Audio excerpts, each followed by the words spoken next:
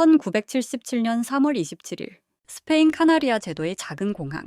짙은 안개 때문에 시야는 수십 미터 앞도 보이지 않았습니다. 그날 2대의 초대형 항공기가 같은 활주로에 있었는데요. 단 몇 분 만에 583명이 목숨을 잃는 역사상 최악의 항공 참사가 벌어졌습니다.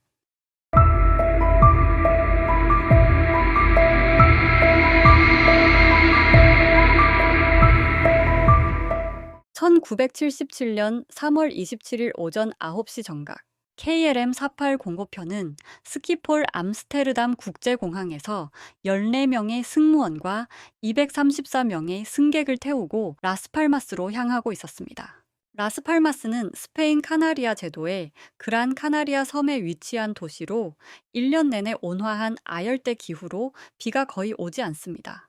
덕분에 유럽을 포함한 전 세계 관광객에게 인기 있는 여행지입니다.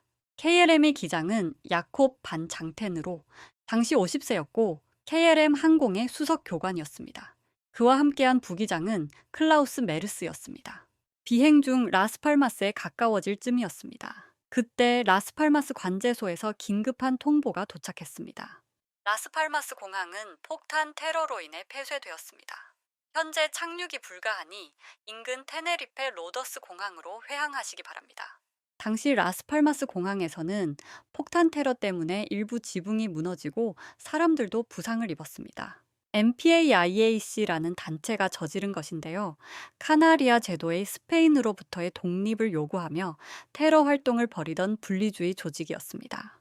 그리고 폭탄이 한 개가 아니었습니다. 한 개 폭발 직후 협박 전화가 왔는데요. 2번째 폭탄이 아직 공항에 설치돼 있다는 전화였습니다. 그래서 라스팔마스 공항은 모든 도착 항공편의 착륙을 중단시킵니다.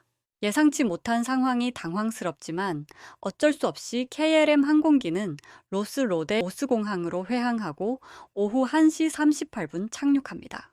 약 30분 뒤 페남 항공기도 같은 공항에 착륙했습니다. 이어 소형 항공기 2대가 더 착륙했죠. 이들은 모두 라스팔마스로 향하던 항공편이었지만 같은 공항으로 회항하게 됐습니다. 그리고 비행기를 세우는 주기장과 활주로를 잇는 유도로는 순식간에 붐비기 시작했습니다. KLM 항공기가 공항에 착륙한 후 대기가 길어지자 기장은 승객들에게 터미널로 나가 잠시 몸을 풀거나 바에서 음료를 마시도록 지시했습니다. 페남 항공기 기장은 모든 승객에게 기내에서 대기하도록 조치했습니다. 당시 터미널은 이미 KLM 승객들로 가득 차 있었기 때문이죠. 한편 KLM 조종석의 분위기는 무거웠습니다. 1977년 네덜란드에는 승무원의 근무 시간과 휴식을 엄격히 제한하는 법과 회사 규정이 있었습니다. 조종사들은 최근 개정된 비행시간 제한법에 대해 이야기하고 있었죠. 당시 KLM 기장 반 잔터는 베테랑 조종사이자 훈련 교관으로 규정 위반에 대한 압박을 크게 느끼고 있었습니다. 장거리 비행 후 근무 시간이 초과되면 항공편은 중단되고 대체 승무원이 투입돼야 했습니다. 이는 회사에도 조종사 개인에게도 손실이었습니다. 이 조급함은 결국 관제 지시를 무시하고 이륙을 강행하는 데 영향을 미쳤죠. 그를 압박한 건 법 자체가 아니라 근무 시간 초과라는 현실이었습니다. 그는 어떻게든 지연을 줄여 곧바로 암스테르담으로 복귀하길 원했습니다.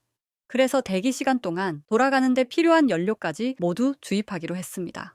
라스팔마스에서 재급유 없이 바로 출발하려는 판단이었죠.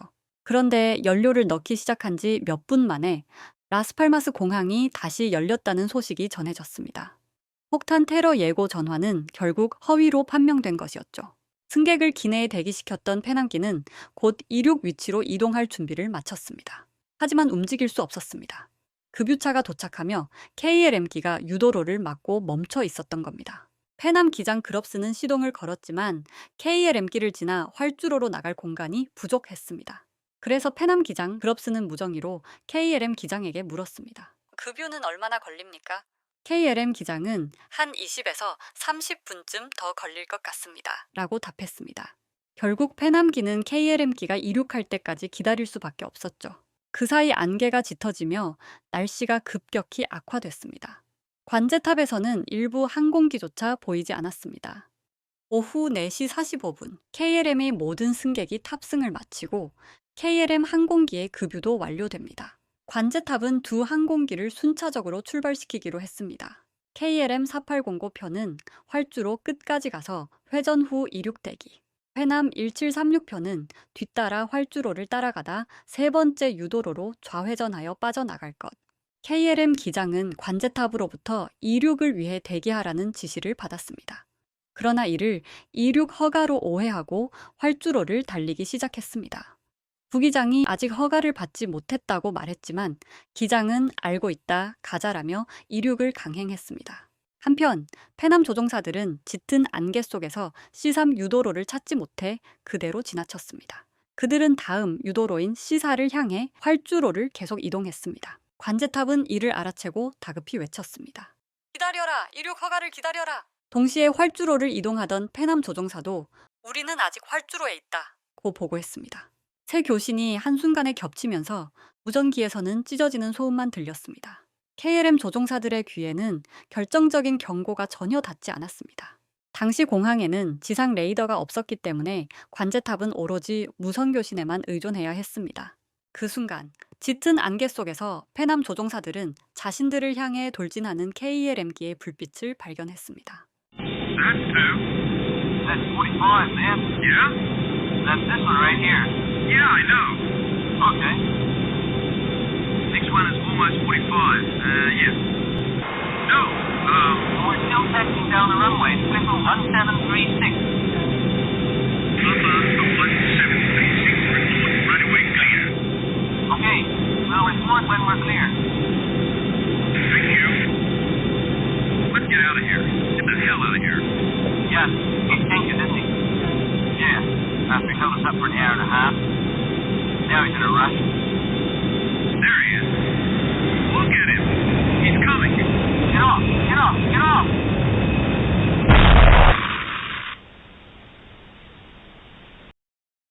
짙은 안개 속, 결국 KLM 여객기의 엔진과 날개가 회남 기체의 상단을 들이받으며 그대로 찢어버렸습니다.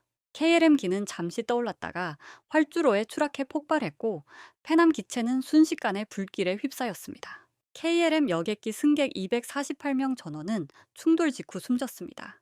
페남 여객기에서는 극적인 탈출이 있었지만 탑승자 396명 중 단 61명만이 살아남았습니다.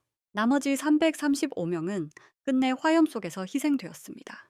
단 한순간의 오해와 조급한 판단, 그리고 불운한 상황이 겹쳐 총 583명의 목숨이 사라진 이 사건은 지금도 항공사고 사상 최악의 참사로 기록되어 있습니다. 이 참사 이후 국제민간항공기구는 전 세계 항공교신 규정을 전면 개정했고 조종사와 관제사 모두가 절대 혼동할 수 없는 표준화된 용어만을 사용하도록 했습니다. 또한 활주로 운영 절차 역시 크게 개선되었습니다. 테네리페 공항 참사는 단순한 비극을 넘어 전 세계 항공 안전 규정을 다시 쓰게 한 교훈으로 남았습니다.